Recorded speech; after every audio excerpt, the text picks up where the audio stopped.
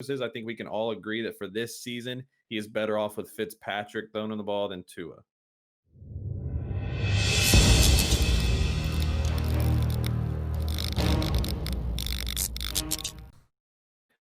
What's up, Fackers? We are back with our Fantasy and Chill 101, counting down the top 101 fantasy football players for the 2020 season.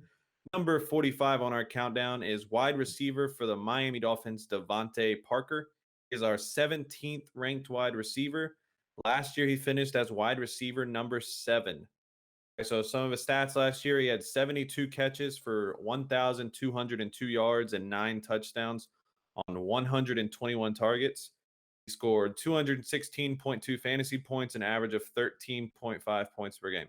So DeVante Parker finally put it all together. This was his 5th season in the league. He mentioned he finished top 10. This was the first time he'd ever even finished top 50 for wide receivers in a fantasy season. This was his 5th year. He'd never even been in the top 50. So that means, like, before this, he was barely even rosterable. Like, no one even had it. Like, it's crazy how he finally put it together toward the end of last year. We know he's their top target in Miami. And that's kind of my last point, is that he really had a connection with Fitzpatrick last year. And we know they drafted Tua early in the first round this year. But as far as fantasy purposes, I think we can all agree that for this season, he is better off with Fitzpatrick throwing the ball than Tua. Well, as far as fantasy goes, yes. Maybe not for the betterment of the team, but If you want the Dolphins to win, Tua might be better. If you want DeVante Parker to ball out in fantasy, you want Fitzpatrick. I don't know if I agree with that statement, but I mean, we saw Fitzpatrick. This is not fantasy relevant at all, but we saw Fitzpatrick win some games last year, and Tua's going to take some time to develop into a real quarterback. But yeah, I definitely prefer Fitzpatrick for DeVante Parker owners. for fantasy, yes, because we saw this 2 years ago when he was with the Bucks and was just going full R mode, and then he ran into Now a you're little censoring wall. yourself. Do what? So now you're censoring yourself. Okay. Yeah, and he ran into like week 4 and 5, and he fizzled out real quick. But I mean, Parker, it's just hard to do. Like with the Dolphins, it's a hard team to get a hold of, because even last year you're like, oh, what was the Dolphins running back name? He was Kenyon fucking Drake? terrible. No, Balaj. Oh, yeah, Balaj, yeah. Kalen Balaj, and everyone's like, oh, he's gonna start on the Dolphins. He's got to be worth something, and he was absolute garbage. Okay, now DeVante Parker has been garbage the last 4 years he had played, and last year, mainly towards the end of the season, I think it was the last 7 games, he just went, yeah, like I said earlier, full R mode and 100 yards, had like 7 touchdowns in the last 7 or 8 games. And he does have that upside, but we've always seen that, and we've always hoped for that. Every year he gets drafted, hoping that he would do what he did last year. So is it repeatable? Yes, it Yes. is. But like I agree with Keller, Fitzpatrick is going to have to be his quarterback. If sometimes they go to Tua, I just don't see them slinging the ball to him like they have been in the past or last season. At least not this first season with Tua. Now maybe No. eventually down the Oh, road. yeah. But Speaking of Fitzpatrick, too, because we forgot, like, Josh Rosen was kind of involved in the offense for the first 6 games, I think. At least that's what, according to his game logs. Somehow Fitzpatrick was too, but I don't know.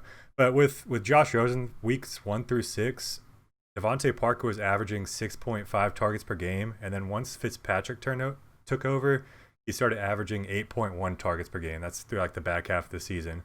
So pretty obvious that Fitzpatrick was looking his way and just throwing the ball up to him. And as Texans fans, quote unquote, we saw that with DeAndre Hopkins too, how Fitzpatrick just launched it to him. So definitely a plus if Fitzpatrick's behind center for him. And I mean, one thing to look at too is he did go off in about 4 games last year, over 100 yards receiving. 2 of them were versus Philly and the Giant, or Cincy, I'm sorry, 2 very bad pass defenses. So take that with a grain of salt. He did go for 130 versus New England, and then 135 versus Buffalo, but he does have that upside, and we've seen it. And I don't know what's his ADP right now, 62. He Yeah, does have around the 60, 32nd. which is, I think that's really low for him. As like a wide receiver 1. pretty good value right there, because we have him at 45. So, But the risk is built into that pick because there the is 3 much or 4 risk. previous years he was drafted. there's still I risk there guess a because little he's on bit, a yeah. bad team. He's done it for, like you said, he didn't even do it the full season last year. Weeks 1 through No. 6, like Yeah. he was okay, but He he was wasn't anything okay. special. He was playable, but No, I yeah, think he was not a wide receiver 1. Miami's going to surprise some people this year, though. They had a lot of draft picks this past draft. They weren't actually bad. Like they're relatively bad, but like they surprised people last year, and they got I would say they got better this year in the offseason. So Can I go to the schedule? Why don't you go ahead? I know you got it pulled up, Britt. Because it is rough.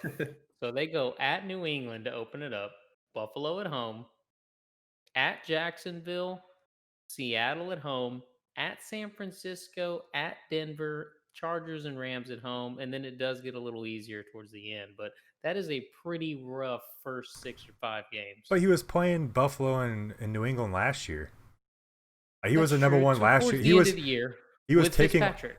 he was taking all the number one cornerbacks last year too, and this is what he did. The only good thing I'll say about that schedule is they'll probably be down a lot and they'll be throwing a lot. Yes.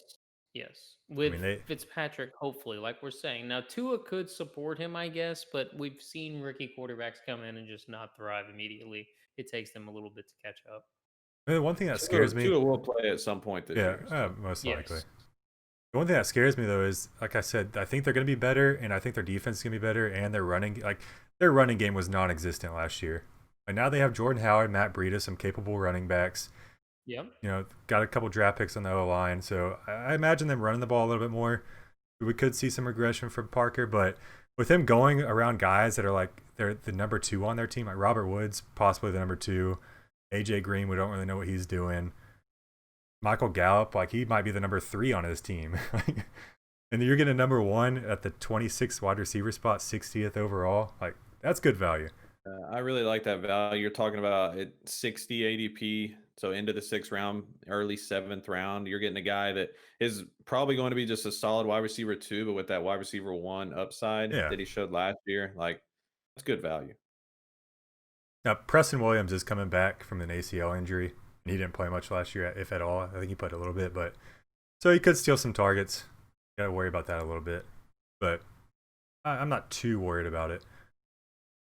One interesting thing I did see too, though, is there was only 2 wide receivers last year that hit 55 yards in 13 games. DeVante Parker, Michael Thomas. That's it. Like, that's a solid Pretty good floor. company. That's a solid floor right there. Yes. Yeah, but it's just an arbitrary stat because he went 55, 56, 57, 59. Hey, Like, but no, if if you he said 60 yards and he only did it 10 times. as a 26 wide receiver, Keller. as a 26 wide receiver, if you're getting 5 to 10 points like almost every game, like you're taking that as your wide receiver 2 or flex. Yeah. Here's the theory, though. I think the people who did own DeVante Parker last year are going to reach a little bit for him because they remember how good he was towards the end of the season. I don't know. I think people are hesitant to go because how many times has DeVante Parker burned owners in the past 5 years? Like 4 out of the 5 years he burned owners. Yeah, but his ADP suggests, you can get him. You don't have to risk a whole lot for him. 5th, 6th round, 7th round, maybe. He's not a sexy drafted last year. Was he not? Yeah, because he burned owners. Track record. I can see your point though. I think it depends on the type of league you're in and if they are more prone to taking their guys. But still, I could even take him. I wouldn't judge you if you take him even 1 round earlier. Yeah. I still think he has some value there. Okay, well, let's go to this real quick. Let's see who the guys are going around him. I just listed a lot of. Who? Michael Gallup, Robert Woods. Like a lot of number 2, AJ Green. Okay, Keenan Allen or DeVante Parker? DeVante. Parker. Yeah, I think I agree. They're going to be throwing the ball more. Fitzpatrick is what kind of those guys because we just if he's around ADP 60, then we're going to like Parker than all the other guys he's around. Yeah. True. I think there was a couple that I might prefer. I don't even know actually. Like we're going to be talking about a guy coming up that I like a lot better, but we'll little teaser. All right. So wrapping it up, DeVante Parker, our 17th ranked wide receiver, number 45 overall. We out. Yep. Peace out.